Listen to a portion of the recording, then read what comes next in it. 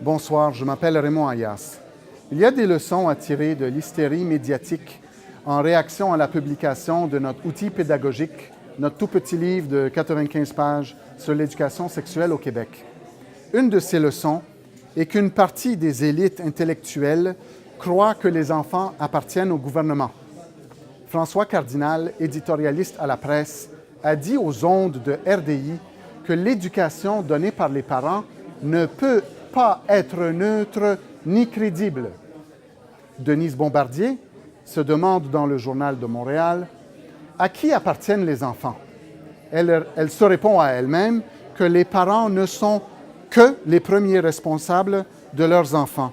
Donc, les enfants ne sont pas à nous, mais nous en sommes les premiers responsables. En attaquant notre crédibilité, comme le fait Cardinal, et en attaquant notre rôle comme premier éducateur et comme parent, comme le fait Bombardier, nos éditorialistes, qui jouissent d'ailleurs d'une très large tribune médiatique, sont en train de nous dire que nous n'avons pas droit au chapitre. Je veux mettre quelque chose au clair. Les enfants n'appartiennent pas au gouvernement. Ils n'appartiennent ni aux fonctionnaires de Québec, ni au Canada, ni aux Nations unies.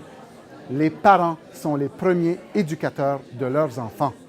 L'État n'est ni le propriétaire de nos enfants, ni le premier responsable de leur éducation. Ça, c'est le rôle des parents. Et l'incompétence de certains parents ne devrait pas porter atteinte à ce principe, mais au contraire le mettre en relief.